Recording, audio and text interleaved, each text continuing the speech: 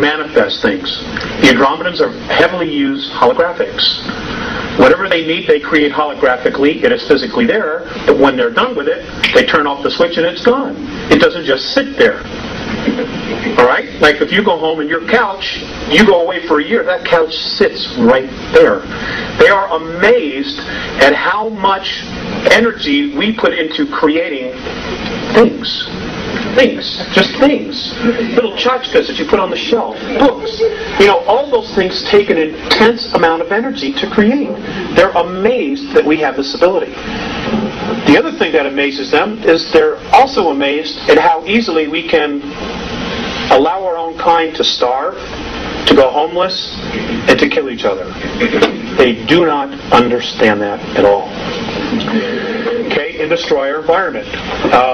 One experience, I'll give you two experiences. One experience was with Visayas. I had just come up on board, and I was being led into a room, and Visayas had been watching a television transmission from Chicago. And policemen had just shot a black man that was running away. And then the policeman apparently ran over and tried to save his life. Okay? Visayas turns to me and he says, I don't understand your race. I don't understand why one would try to take his life and then the next minute try to save it. I didn't have an answer. In fact, many times I don't have an answer.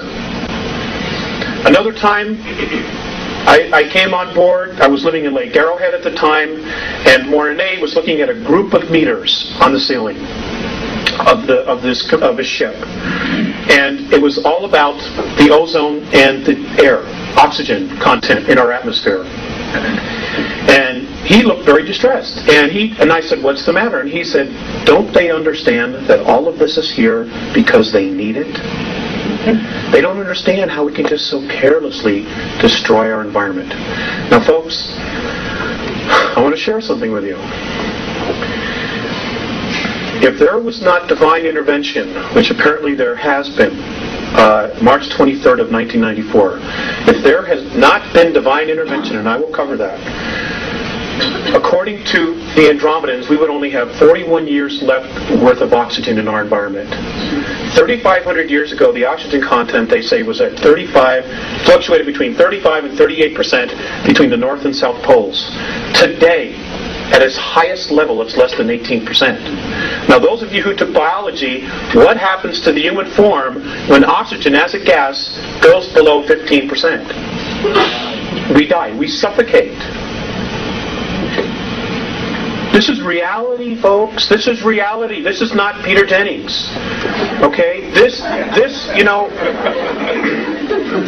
mean, we don't have anywhere else to go. And for those, and this is just what I've been told. And for those of you who think there's going to be a rapture, you might be disappointed. And I'm not saying this to question your belief. I'm just telling you that there are much bigger forces going on here. Okay, next slide, please. Save the question, sir, for later. Okay, please. Next slide, please. Okay, this is our solar system.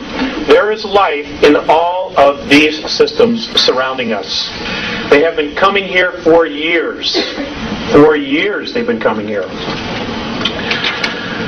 Okay, mythology, there's a shred of truth in all of it. The work that Zecharia Sitchin is doing, an absolutely fantastic book is called The Gods of Eden by William Bramley. I would suggest that those of you who have not read it, go get it in paperback version. It'll bring you right up to speed right away. It's wonderful. And he's not a UFO person, which is why I enjoyed it even more. All the truths, just let him right to it. In fact, there's more truth that the aliens are out there than they aren't. They just don't want you to know because they don't want you to know who you are. Because the minute we wake up, the game's over. They cannot control us.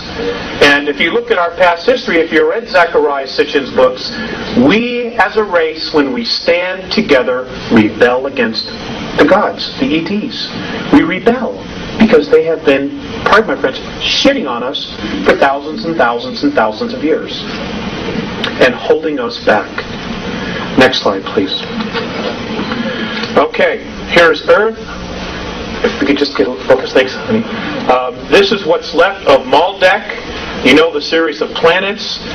The moon is not the only artificial. There are 9 artificial moons in our solar system, and I will share with you later what those are. I just want to cover a lot of information. Okay, next slide. Okay. Okay, this is the typical and traditional picture. Does that look focused to you? Yeah. Okay, maybe it doesn't. Okay, this is the traditional picture that we see of Earth. We got an awesome home, folks. It's one of the nicest ones around. But there are some things about our planet that have been withheld from us. For example, our Earth is, in fact, hollow. It is hollow. The next slide, I'm going to show you a NASA photograph that proves that there's an opening at the North Pole. Okay? You can find this photograph in a book called Our Violent Universe by Nigel Calder. It was first released in England, and I don't know how this one slipped through the cracks, but it did. Thank goodness. We are told that the gravity of our planet has to do with the rotation. According to the Andromedans and their science, the radiation of the sun is what causes gravity on planets. And any body, planetary body that is approximately 29.3 miles or larger is capable of sustaining gravity because of the radiations of the sun. Now I realize that flies right in the face of what we've been taught. Well, again, I'm just here sharing with you. If you were to go from the surface, from downstairs to the parking lot, go approximately 821 miles, you would reach a huge open cavern that does not literally have a sun in it, but apparently they are electrons, and as they go through the surface of the planet, they break down to their finest point, which is light.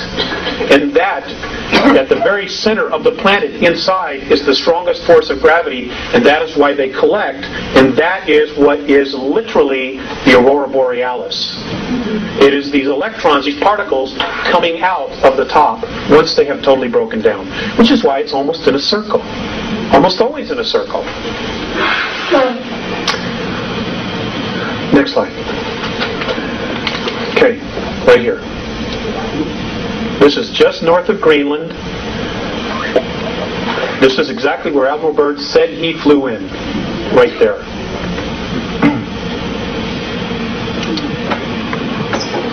This was taken in 1979. Now you mean to tell me the Gemini, the Mercury astronauts, the Apollo astronauts when they came back, they missed this? I don't think so. I don't think so. If you can get your hands on the book, there's a color photograph. This is a photograph from the book. It is, folks, it's there. Whoops, there it is. It's there. Next slide, please. Okay, our moon.